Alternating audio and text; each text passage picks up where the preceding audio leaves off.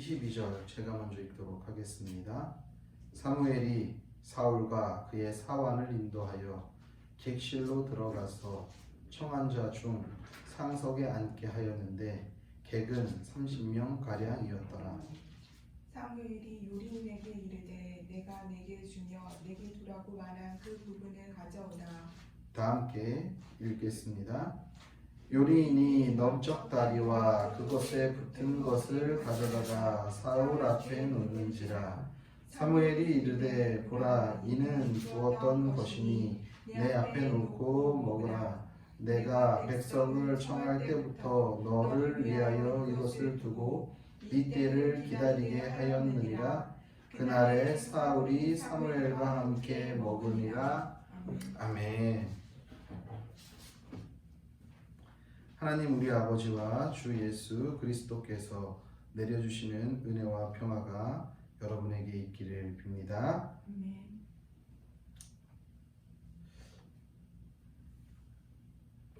이미지 메이킹이라는 단어가 있습니다. 이게 무슨 뜻인 줄 아십니까? 자신이 가지고 있는 이미지를 상대방에게 각인시킨다라는 뜻을 가지고 있습니다. 즉, 이제 우리 페리조나라고 하죠. 가면을 쓴다라고 하는데, 많은 사람들이 어떤 그룹에서의 자기의 모습, 또 가정에서의 모습, 이런 것들이 수시로 바뀝니다. 그럴 때마다 우리는 가면을 쓰고 있다라고 이야기를 하는데, 이미지 메이킹이라는 것은 뭐냐면은, 즉 그런 가면을 쓸 때 자신을 좋게 포장하는 것이죠. 자신을 좋게 포장한다는 뜻입니다. 주로 이런 이미지 메이킹을 누가 많이 할까요? 아마도 대표적인 사람들은 정치인들일 것입니다. 왜 그러죠?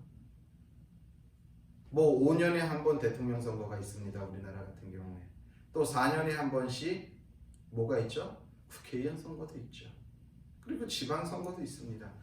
많은 선거들이 있을 때 본인이 당선되기 위해서 자신의 이미지를 잘 포장해 내는 것, 그 실력이 좋은 사람이 계속해서 정치 생명이 연장된다는 것이죠. 우리 지난달 4월 13일에 국회의원 선거가 있었습니다. 그렇죠? 그때 많은 국회의원들, 300명의 국회의원들이 선출됐습니다. 그래서 어제부터 이제 그들 21대 국회의 임기가 시작되었는데, 이 중에서 이미지 메이킹을 잘한 사람들은 그 국회의원 선거에서 당선됐을 것이고, 그것에 실패한 사람들은 낙선했을 것입니다. 이렇게 특히 정치인들이 이미지 메이킹을 잘하는데, 그럼 정치인들만 이미지 메이킹을 잘할까요? 우리 사람들, 우리 그리스도인들은 이미지 메이킹을 하지 않을까요? 우리도 마찬가지로 이미지 메이킹을 한다는 것입니다. 학생은 학교에서 친구들과 좋은 관계를 유지하기 위해, 선생님에게 좋은 인정을 받기 위해 이미지를 만들어 가겠죠. 목사도 마찬가지죠. 목사도 성도들에게 좋은 이미지를 심어주고 싶지, 좋은 이미지를 심어주고 싶지 않은 목회자가 어디에 있겠습니까? 모든 사람들이 그렇다라는 것입니다. 그렇다고 이것이 나쁘다는 게 아니에요. 우리 각자가 서로가 이미지를, 이렇게 좋은 이미지를 만들기 위해 그렇게 살아가고 있다라는 것입니다. 그런데요, 성경에서는 우리 사람들을 볼 때에, 그리고 사람들과 관계를 맺을 때에 어떻게 관계를 맺고 어떤 사람들을 사귀라고 하냐 하면은 이렇게 말하고 있습니다. 잠언 21장 2절에는요. 사람의 행위가 자기 보기에는 모두 정직하여도 여호와는 마음을 감찰하시느니라. 앞으로 우리가 계속해서 사무엘서를 보고 있는데, 하나님께서 사무엘을 통해서 다윗에게 기름을 부을 때 뭐라고 이야기하죠? 맨 처음에 엘리압한테 갔을 때 하나님이 어떻게 합니까? 사무엘이 엘리압의 모습을 보고서 얼굴도 잘생겼고 키도 크고, 과연 이 사람이 이스라엘의 두 번째 왕이 될 수 있겠구나라고 생각했을 때 하나님께서 뭐라고 말씀하세요? 사무엘에게 외모로 보지 말아라 하면서 다윗을 선택하면서 사람들은 모든 것들을 외모로 보나 비춰지는 이미지로 보나 하나님은 뭐라고요? 마음을 보신다라고, 중심을 보신다라고 말씀하시는 거거든요. 즉 하나님이 우리를 보는 그 모습과 우리가 사람을 보는 판단하는 모습이 기준이 완전히 다르다라는 것입니다. 우리는 그 사람의 속마음을 알지 못하기 때문에, 속 사람을 알지 못하기 때문에, 마음을 알지 못하기 때문에 마음을 들여다보고 싶어도 들여다볼 수가 없는 거예요. 그러니까 우리는 그들이 잘 만들어진 겉모습, 이미지만 보고 그 사람을 판단할 수밖에 없다라는 것입니다. 겉과 속이 같은 사람이야 우리가 그 사람과 친교와 교제를 할 때 겉과 속이 같이 정직한 사람이라면 전혀 문제되지가 않겠지만, 이미지, 겉에 보는 이미지는 정직하고 선해 보이고 거룩해 보이나 그 사람과 겪어보고 속 사람을 알고 보니 그렇지 않았던 경우들이 아마 여러분 삶 가운데도 있을 것입니다. 저 또한 그런 경험을 했고, 누군가가 저와 또 관계를 맺다 보면, 교제를 하다 보면 저의 그러한 약한 모습들도 봤을 수도 있을지 모릅니다. 그것이 모든 사람들이 동일하게 가지고 있는 모습이라는 것이죠. 우리는 눈에 보이는 대로 판단할 수밖에 없다라는 것이죠. 근데 하나님은 말씀하시는 거예요. 그렇게 판단해서는 꼭 탈난다. 마음, 중심, 심령을 볼 수 있는 분을 키워야 한다는 것입니다. 본질을 보라는 것이죠.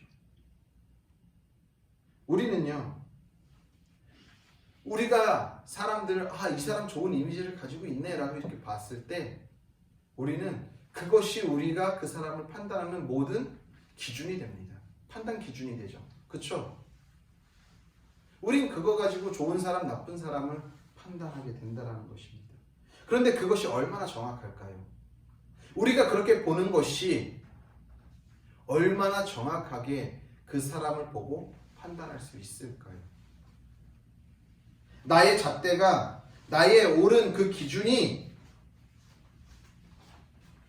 때로는 그걸 가지고 선택했을 때 그것이 우리를 넘어지게 할 수 있다라는 것입니다. 오늘 우리가 본 본문을 보면은요, 어떤 일이 있냐면은요, 사울이라는 이스라엘의 초대 임금이 될 사람이 등장합니다. 우리가 9장 1절부터 24절까지가 본문 말씀인데 뒤에 22절부터 24절까지만 읽었어요. 근데 1절부터 쭉 내용을 보면 어떤 일이 있냐면요, 사울은 기스라는 사람의 아들이에요. 베냐민 지파에 속해 있는 사람입니다. 그런데 이 베냐민 지파에서 우리가 함께 읽진 않았지만 보면은 기스라는 이 집안은 베냐민 지파 중에서도 유력한 집안이에요. 무슨 말이냐면은 나름대로 베냐민 문중 지파에서는 그래도 잘 건실하고 튼튼하게 살아가는 그런 집인 거예요. 유력하다라고 하면은 그냥 단순히 돈이 많다라는 것이 아니라 모든 사람들에게 귀감이 갈 수 있는 그런 사람인 거예요. 그런 가문인 거예요. 그런 집의 아들이에요. 그런데 암나기를 잊어버립니다. 그래서 아버지의 심부름을 쫓아 그 사환과 함께 이 암나기를 찾으러 다니는 거예요. 그런데 우리가 어떤 게 있냐면요, 사울은 어떤 사람이라고 우리는 생각하고 평가하고 있죠? 좋은 사람, 나쁜 사람. 우리는 사무엘서를 통해서 사울에 대해서 알고 있어요. 그렇죠? 그러니까 사울은 이스라엘의 선왕이 아니라고 우리는 알고 있어요. 다윗을 죽이려고 했어요. 그쵸? 그리고 악령, 악신이 들어가지고 악한 영이 들어가지고 날마다 다윗을 죽이려고 하고 많은 사람들을 힘들고 어렵게 했던 임금으로 우리는 잘 알고 있어요. 하나님 앞에 순종하지 않았던 것을 우리는 알고 있어요. 사울의 이미지가 지금 어떻게 만들어졌어요? 안 좋은 임금으로 만들어졌다는 거예요. 그런데 오늘 9장에 있는 말씀 본문을 여러분들이 시간이 될 때 한번 천천히 읽어보십시오. 사울의 네거티브, 부정적인 내용이 하나도 없어요. 사울은요 너무나도 겸손해요. 이 시대에 복이 드문 청년이에요. 집이 그렇게 살만하고 집이 그렇게 그 지파 중에서 이름이 있는 지파면은 이렇게 표현할게요. 우리 집이 이 지역, 만약에 여기가 산척동이니까 이 산척동 지역에서 가장 유명한 집이에요. 돈도 많고요. 거기에는 학자들도 많고요. 권력자들도 있어요. 거기서 태어난 자로서 키도 크고 훤칠하고 잘생겼어요. 못 가진 게 없어요. 못 누릴 게 없어요. 다 가지고 다 누렸어요. 그런데 우리는 대부분 그런 것을 생각하면은 그 사람이 뭐가 없겠다라고 생각하죠? 버르장머리가 없다라고 생각할 수 있잖아요. 왜? 우리나라에 그렇게 큰 기업을 이루고 한 많은 사람들 중에 우리가 공감하고 그들의 멋이, 지난번에도 제가 언제 설교하면서 사회에 그 노블레스 오블리주를 실천할 수 있는 많은 사람들이 없잖아요. 솔직히. 물론 그 중에 건강한 사람들도 있지만 사울 같은 경우에는 정말 그런데 겸손하기까지 한 거예요. 그런데 결국에 사울이 평가받는 것은 어떻게 평가받아요? 이스라엘에서 악한 왕으로 우리는 그가 이미지화되어 있다라는 것입니다. 이것만 보아도 우리는 본문을 따라가다 보면은 이 9장에서의 사울의 모습은 너무나도 겸손하다는 것이죠. 저는 그러면서 이 말씀을 묵상하면서 그런 생각을 하게 되었습니다. 내가 과연 보고 판단하는 것이 얼마나 정확한가.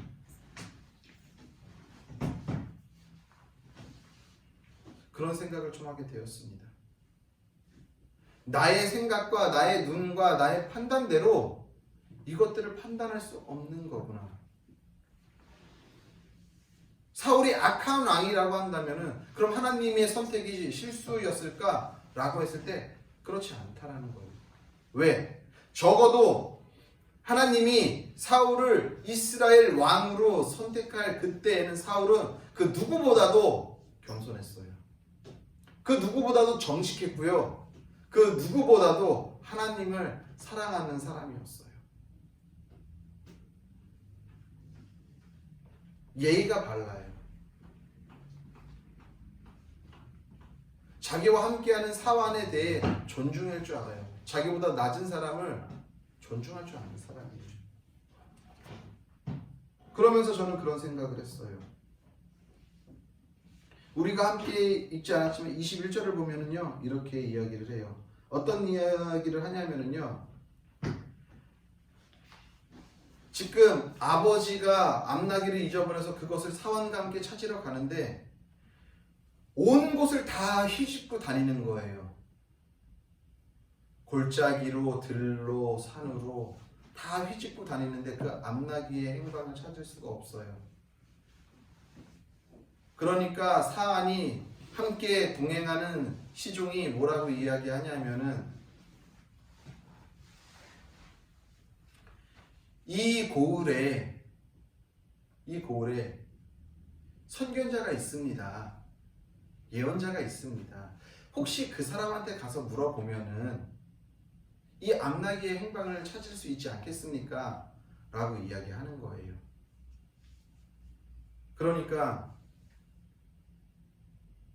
우리가 보통 상식적으로 그러면은 야 무슨 소리야, 우리가 산이고 들이고 골짜기고 다 찾아봤는데 없어, 이거는 이제 못 찾는 거야, 이렇게 생각하기 쉽단 말이에요.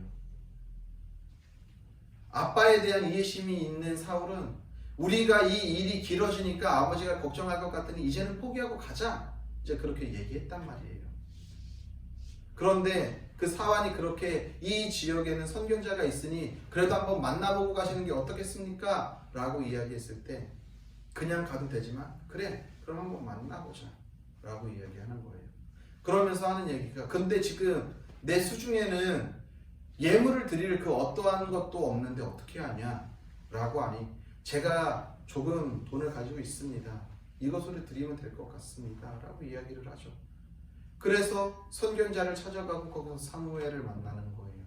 그러면서 사무엘이 말하죠. 걱정하지 마, 암낙이 찾을 거야 라고 이야기하는 것입니다. 그러면서 너 암낙이는 내가 찾게 해줄 테니까 나와 함께 식사의 자리에 가자 라고 이야기하는 거예요. 그래서 그 식탁의 초대에 사울이 응하죠.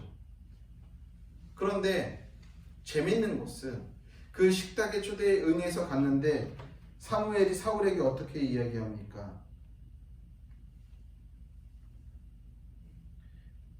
19절부터 읽어드릴게요. 사무엘이 사울에게 대답하여 이르되 내가 선견자이니라.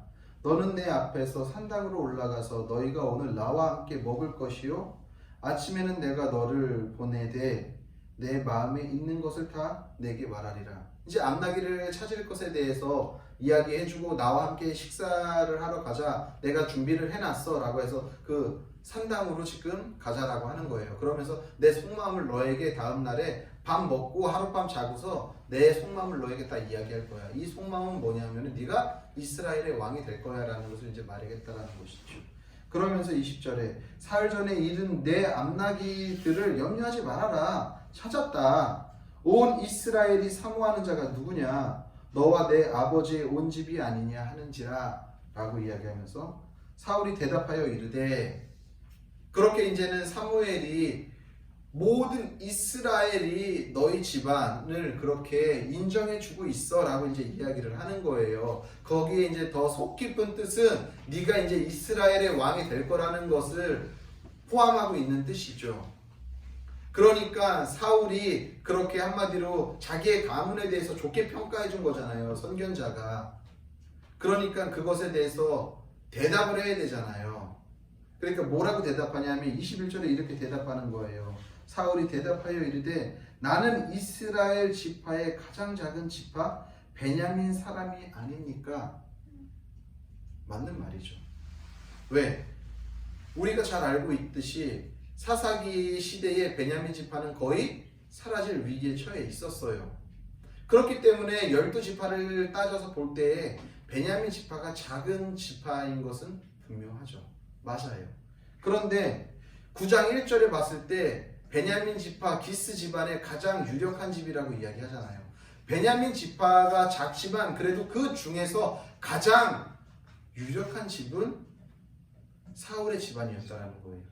그러면은 이스라엘 베냐민 지파 중에서 작은 지파는 맞지만 가장 미약한 그 지파는 아니라는 거죠. 지파에 소속되어 있는 집안은 아니라는 거예요. 무슨 말인지 이해가 가십니까? 그런데 사울이 그렇게 이야기하는 거예요. 가장 작은 지파 베냐민 사람이 아니니까 또 나의 가족은 베냐민 지파 모든 가족 중에서 가장 미약하지 아니합니까? 가장 미약합니까? 아니잖아요. 가장 유력하잖아요. 그런데 가장 미약하다고 이야기하는 거예요. 자신을 낮출 줄 아는 거예요. 있다고 해서 가졌다라고 해서 그것을 드러내는 것이 아니라 자신을 겸손하게 낮출 줄 아는 모습을 사울이 가지고 있었다라는 거예요. 하나님은 이 모습을 보셨던 거예요. 하나님은. 베냐민 지파로 봤을 때는 작은 지파가 맞겠지만 베냐민 지파 안에서 가장 미약한 가정이냐고요? 아니잖아요. 유력한 집이잖아요. 그럼에도 불구하고 나는 자금자입니다 라고 고백할 줄 아는 이 사울의 마음을 하나님은 그때 보셨던 거예요. 적어도 사울이 이스라엘 왕으로 선택받을 때에는 적어도 그의 마음은 겸손하고 자기를 낮출 줄 알고 남을 섬길 줄 아는 그런 자였다라는 것입니다. 그런데 우리는 성경의 결론만 보고 사울은 나쁜 사람이야 라고 판단하고 있었다라는 것이죠. 물론 결과는 좋지 못한 결과로 끝을 맺습니다. 사울은. 그러나 정말 우리가 그렇게 모든 사람들을 볼 때에 평가하는 것이 과연 옳을까라는 것을 우리가 한번 점검해 봐야 한다라는 것이죠. 그 사람의 속마음을 우리는 볼 수 있는 눈을 키워야 한다라는 것입니다. 그 사람이 그러면은 훌륭하고 좋은 사람인지 아닌지 어떻게 하면 알 수 있을까요? 우리가 사람들한테 그런 사람으로 이미지화되고 만들어지려면 어떻게 해야 할까요? 저는 이 말씀을 보면서 의도하진 않았지만 성령 강림절에 이 말씀을 전하면서 저는 그런 생각을 했습니다. 적어도 사울은 하나님이 이스라엘 왕으로 기름 부을 이 당시에 그가 겸손하고 작은 자라고 고백할 수 있고 남을 배려하고 섬길 수 있었던 이유는 무엇일까라고 했을 때 마음 가운데 주님을 사랑하고 주님을 품었기에 가능하겠구나라는 생각을 하게 되었다는 것입니다. 우리의 삶도 마찬가지라는 생각이 듭니다.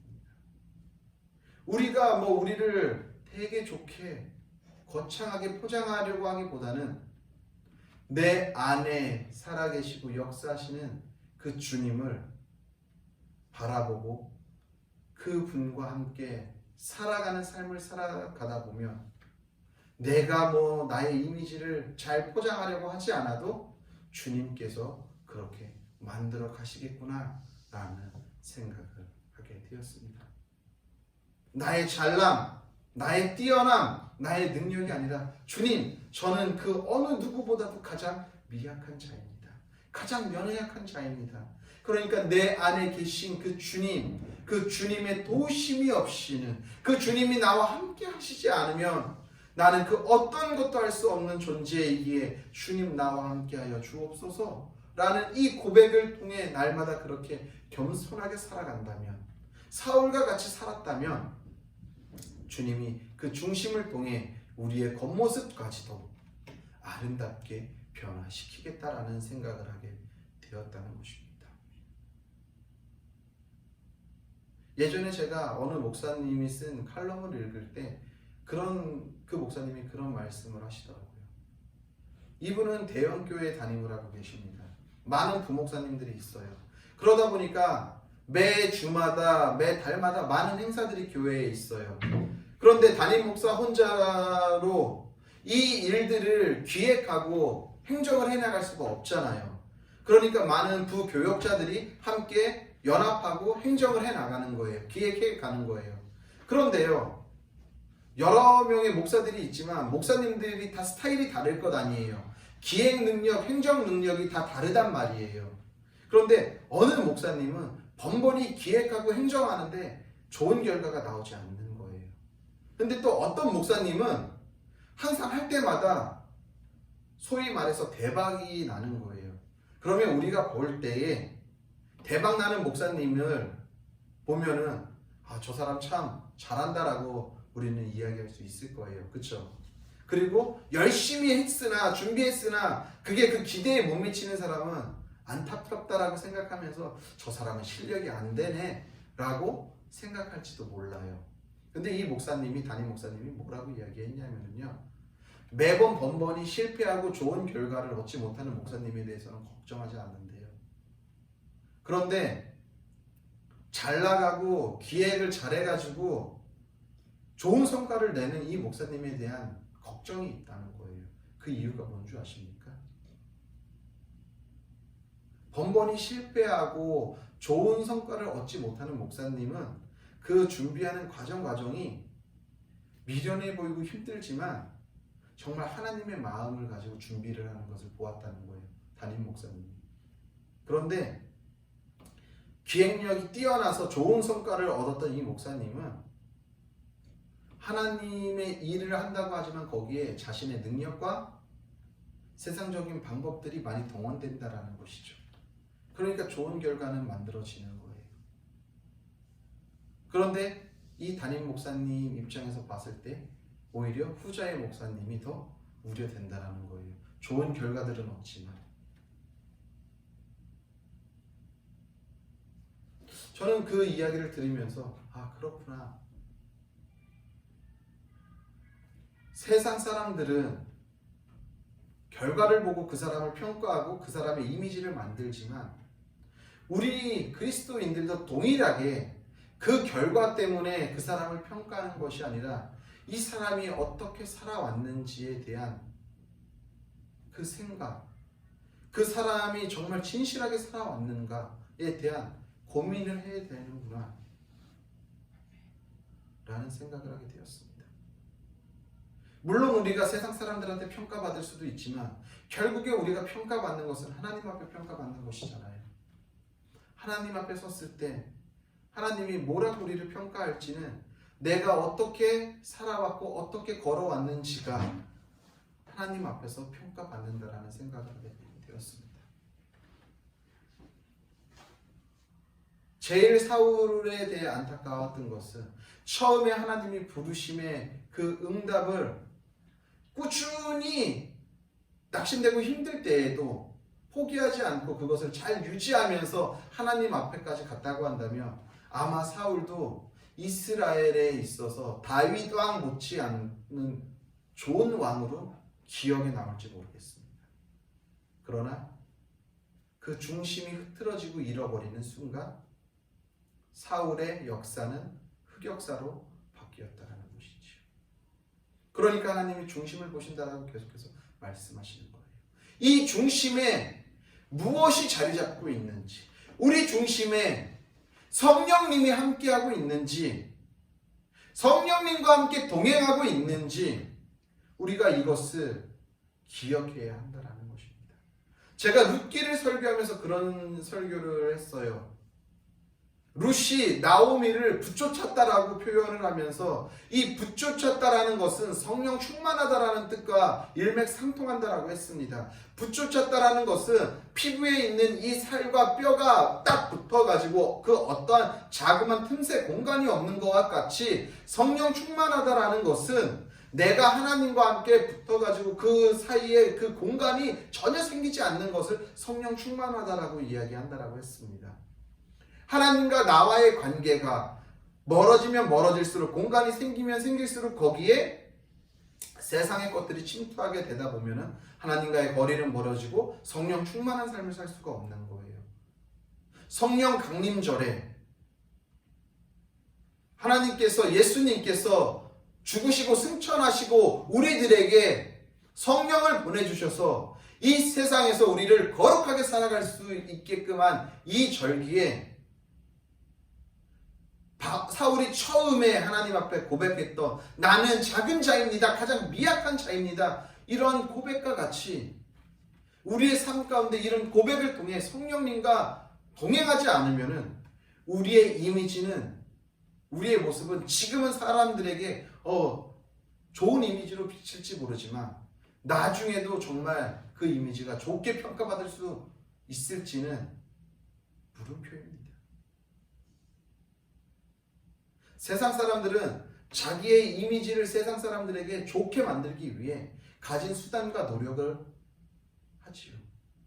때로는 그것을 위해 거짓말을 하고요. 때로는 그것을 위해 부정한 것들을 뒤에서 동원하기도 합니다. 그래서 그것이 들통났을 때에 이 사람의 이미지는 한순간에 무너져 내리고 만다라는 것이죠.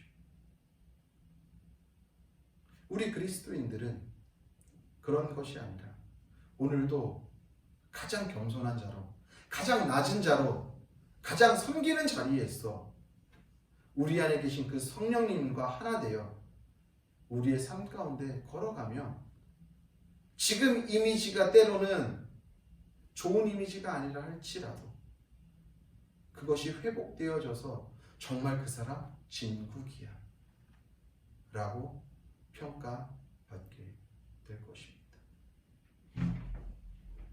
사랑하는 성도님들, 우리가 이제 성령 강림절을 통해 그리고 계속해서 이제 성령 강림절을 살아갈 것입니다. 꼭 이 절기뿐만이 아니라 우리가 신앙생활에서 주님 앞에 서는 그날까지 우리는 계속해서 우리의 모습을 만들어 가야 합니다. 어떻게 해요?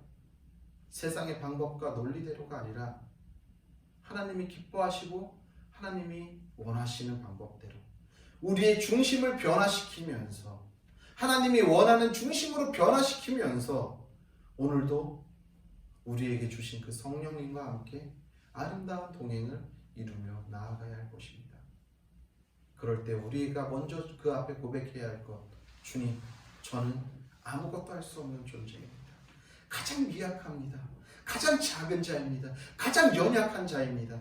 그러니까 성령님, 나와 함께 해주셔서 내가 오늘도 나의 생각과 나의 뜻대로 살지 않게 하시고 그 성령님의 도우심으로 연약하지만 미약하지만 나약하지만 이 힘들고 어려운 시대에서 이겨낼 수 있는 자로 세워 주옵소서라는 그 고백이 우리 삶에 있을 때 비록 가장 나약하고 미약하고 연약한 자이지만 결국에는 가장 강하고 유력하고 가장 뛰어난 자가 될 수 있다는 사실을 기억하시길 바랍니다. 부디 우리 모두는 오늘도 주님이 허락한 삶의 자리에서 성령님과 함께 연합하여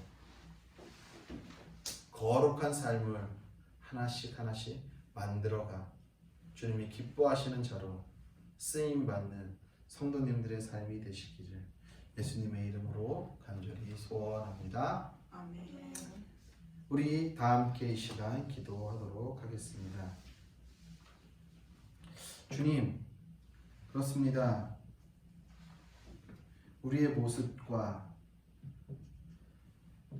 우리의 삶이 주님 보시기에 합당한 삶을 살고 있는지 우리의 삶을 점검해 볼 수 있게 하여 주옵소서. 특별히 오늘 주님께서 허락하신 이 사울을 통해 처음에 사울이 주님을 사랑하는 마음, 주님 앞에 겸손했던 마음, 주님 앞에 작은 자로서의 고백했던 그 진실성이 계속해서 주님 앞에 가는 그날까지 유지할 수 있게 하여 주옵소서. 그것을 유지하지 못하는 순간, 중심이 틀어지는 순간 세상으로 나아가는 모습을 우리는 성경을 통해 보아 알고 있습니다. 주님, 우리도 똑같이 그런 삶을 살아가는 것이 아니라 오늘도 주님께서 허락하신 삶의 그 자리에서 주님이 허락하신 말씀 붙잡고 겸손하고 낮아져서 성령님의 인도하심과 도우심대로 온전히 살아내 거룩한 자로 오늘도 아름다운 주님 보시기에 그리고 세상 사람 보기에 아름다운 이미지를 만들어가는 우리들의 모습 되도록 주님께서 인도하여 주옵소서.